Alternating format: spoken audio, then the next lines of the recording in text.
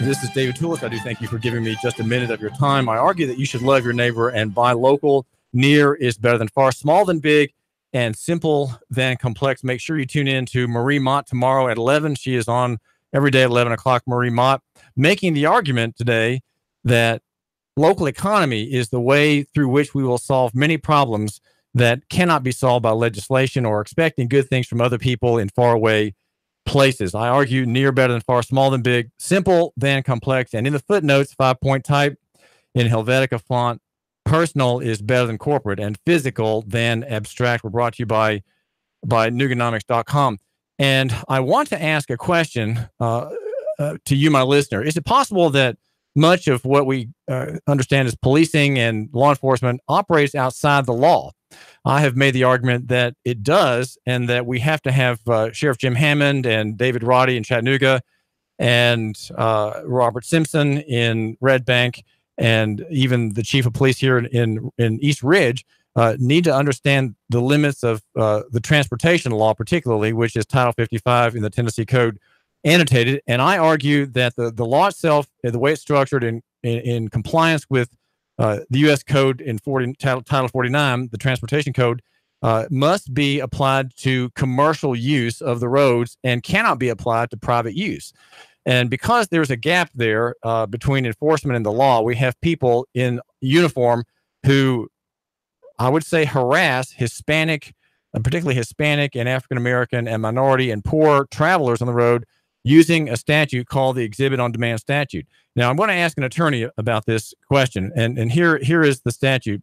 It's in the Transportation Code, and it says every licensee shall have the licensee's license in immediate possession at all times, and then it goes on to say when and must exhibit it when demanded by an officer or any number of officials listed. So it applies to licensees. Every licensee shall have the licensee's license.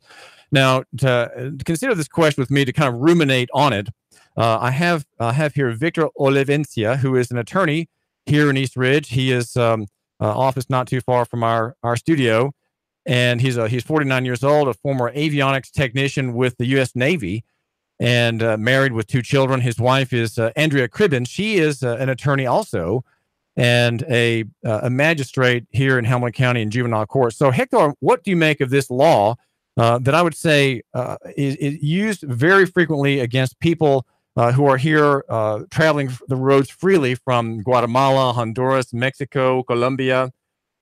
Is this a just use of the statute?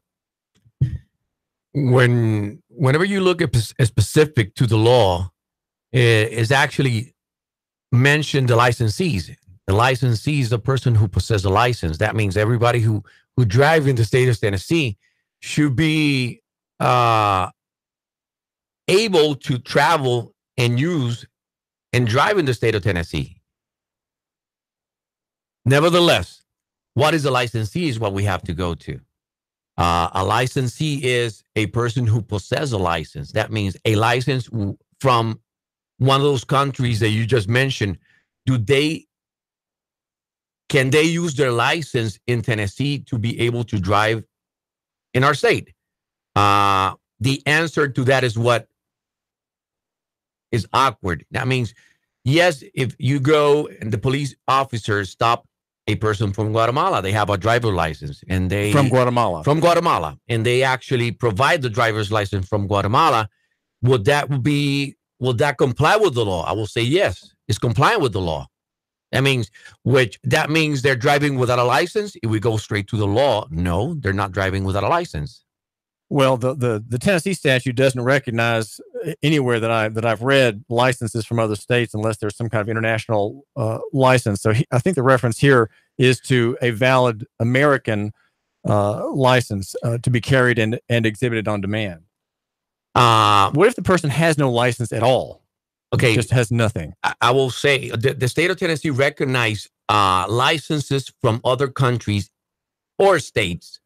The only thing is that you have a certain period to use it in this state. That means if you're a resident of the state, you're supposed to have a license of the state of Tennessee. Nevertheless, if you're a traveler or you're just a tourist in the state of Tennessee and you have a driver's license from Guatemala, which is the example, they're allowed to use it, and they should not be charged for driving without a license in the state of Tennessee. Because they do have a license and they do exhibit it when it's demanded by the officer. Exactly. And they're acting in good faith. Exactly. I understand. Well, there are people, though, in East Ridge City Court and elsewhere where you've practiced that have no license at all.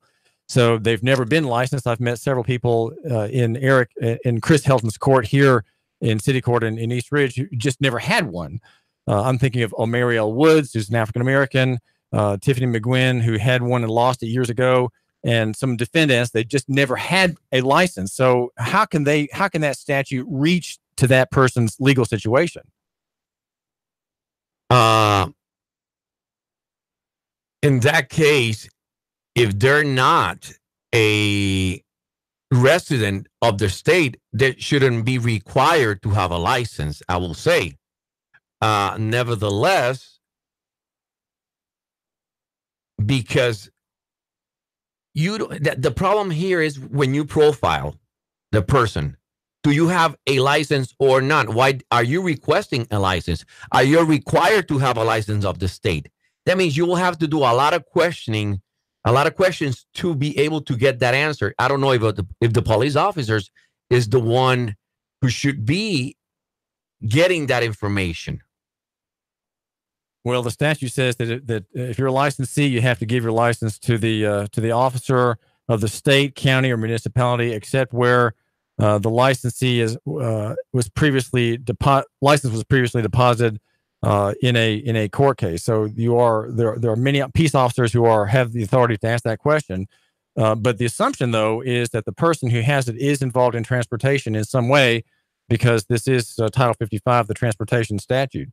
Now, do you have many traffic cases in your practice, Hector Olivencia? We do have many traffic cases, and most of them is driving without a license, because that's actually one of the issues that the Hispanic community suffer in the state of Tennessee, because they cannot get a license or a valid license, because whenever they become a resident of the state, which accordingly with the law is after 30 days living in the state with the intention of living in the state, that means they need to have a license in the state of Tennessee. Right, because domicile is kind of a fiction, but it's established when you intend to stay, right? It's your intention to stay, and the proofs of that intention that would be sort of an argument against you that, hey, you are not a foreigner or a visitor, you are a resident, and your intention to stay is proven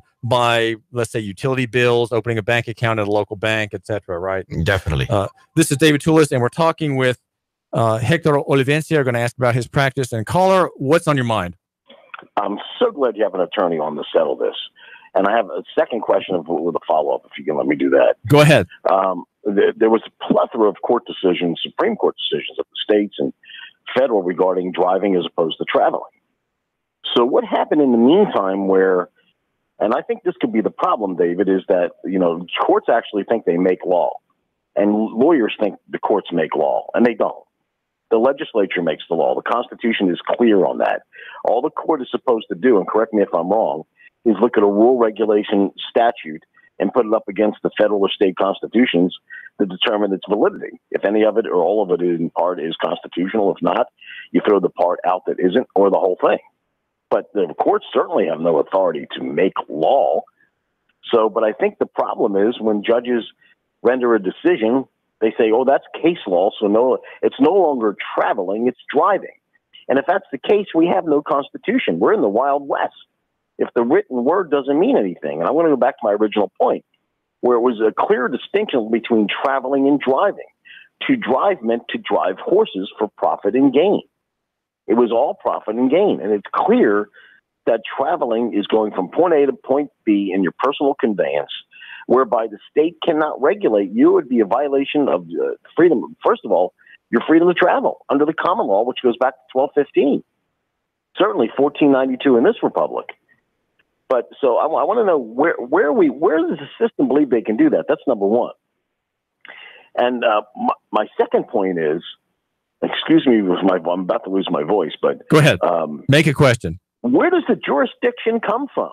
If I don't have a license, where does they believe they have the authority to render any decision? Because the license is permission to do something that would otherwise be illegal, and it grants jurisdiction. So if you can answer that, I'd be thrilled. Okay, thanks. We're talking with Hector Olivencia.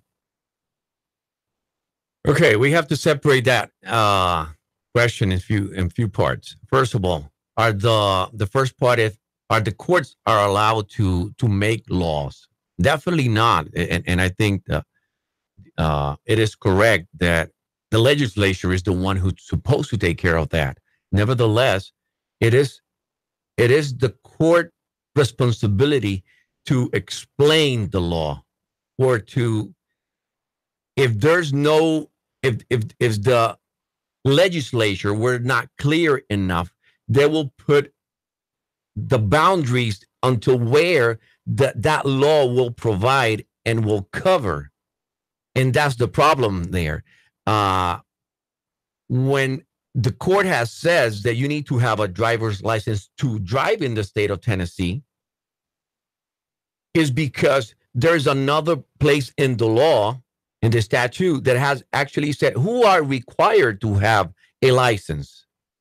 And whenever we have that issue covered, is where actually the court will defend the point that if you are required for being a resident of the state, if you are required to have a license, that means it will cover the licensee that is driving in the state of Tennessee. So you're saying Hector Olivencia, that residency creates the requirement, not the activity of using the road for profit.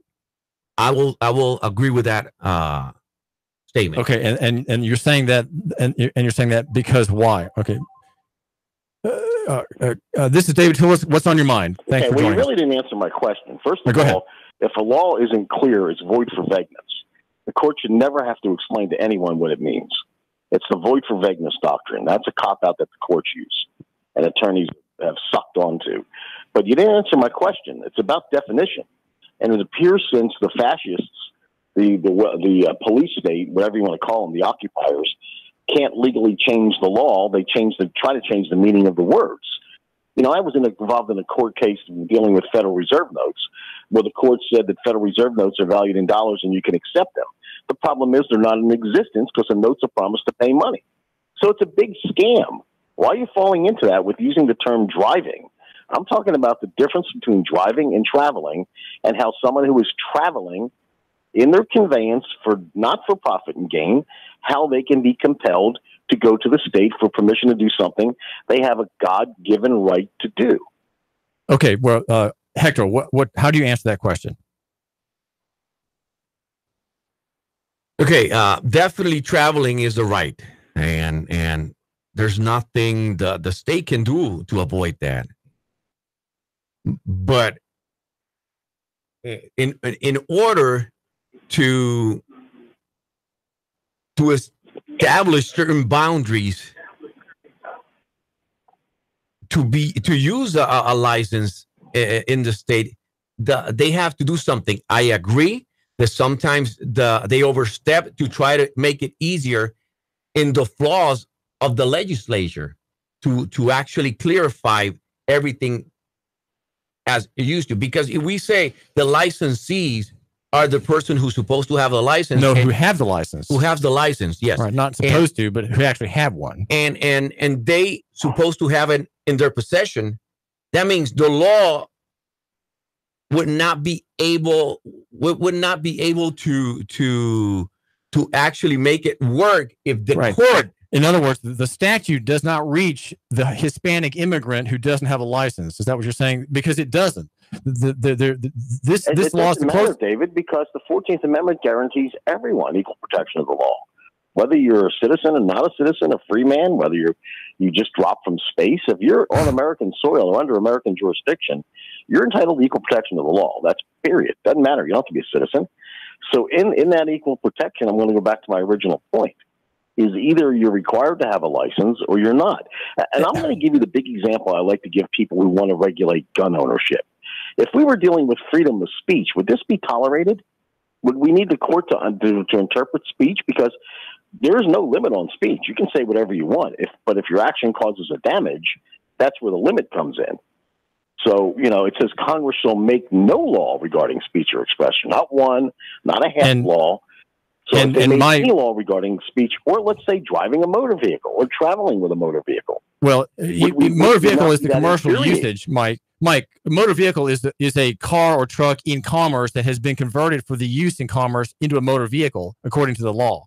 I mean, my administrative notice makes it very clear that cars and trucks are one thing, and motor vehicles and vehicles for hire are legally a distinct category. I'm trying to define the difference here between your personal conveyance and a motor vehicle. If you're in a motor vehicle, you like the radio stations are licensed entities. They just can't go on the air and curse. You can you can walk outside and do it, but as a licensed entity, you're regulated. And as a licensed entity for making profit and gain, you're regulated. But as a free person, you can't be regulated. We regulate the state. So what I'm saying is, I'd like to know if this wonderful attorney who decided to come on thinks that the courts have overstepped their boundary and thinks that they're manipulating let him answer that language. Let him answer that question. All right, go ahead. Okay. We're talking with Hector Olivencia, an attorney here in East Ridge. Hector. What I'm saying is, yes, the court will overstep in the legislating certain points that are not totally clear. Saying that because it's already been clear that they can, whenever it's vague. And can we say this law is vague?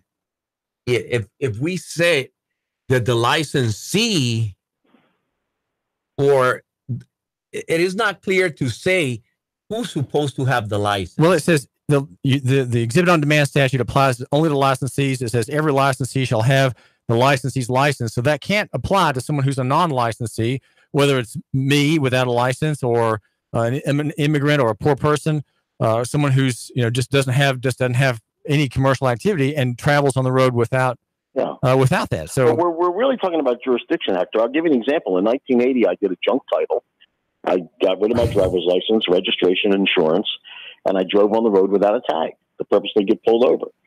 And then I challenged their jurisdiction. I said, you don't have authority to judge me. I don't come under Title 75. That was that state. And I won the case. So why aren't attorneys arguing a jurisdiction that you don't have the authority to even hear this case because they're not driving, they're traveling, and they're not subject. And all charges in Tennessee under transportation are under Title 55. So even being if you're charged under Title 55, the state has to prove first that you're involved in commerce, and if you can defy that argument, you've won your case. Right. Well, the courts will rule against you. We know that. Right. I mean, we know that's what I've been trying to say. Law. And I will agree with that.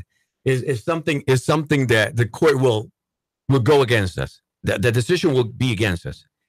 Or what they do is, like in my case, it never even got to that point because they just dismissed the case. If you have a good legal case, they just dismiss it so it never gets on paper, so people know what their rights are. Does that frustrate you as an attorney? And I'll listen on the air. Thank you. Most certain. And there's a lot of things that we will love to fight, but we have to see where we get in the fight to. And it is definitely a problem that if they decide to fight it, it will be a long, long, long fight. And expensive. And definitely you expensive. Make a living and you have to be paid. That is true. And that's another thing. And usually the people who get the immigrants that we're talking about usually are the poor people that do not have the way of living. They actually have to go out to work every day, and they don't even make enough to survive and provide for their families. And that's one of the things that makes it so difficult for us to fight a case like this. We're talking with Hector Olivencia. And Hector, in your business, your law practice here in East Ridge, you cover travel and traffic cases. You also deal with immigration problems. Just quickly, what other things do Hispanic people call you for? Right now, Okay, we do cover immigration. We cover family matters. We for the Hispanics are being victims of a lot of crimes, which they cannot do a lot of things for it, and we try to help them. And that's the thing. It's very difficult, and they're suffering a lot. And there's a big community who want to do better, and they want to comply and have a life. Is their provider. Hector, thanks for joining us.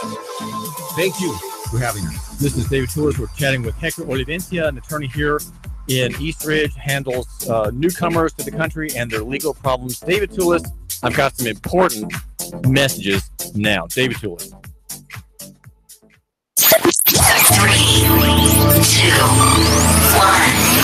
Chattanooga Radio. Digital FM 95.3 HD4. 92.7 FM's news now. A fire broke out at a home on Orchard Knob Avenue.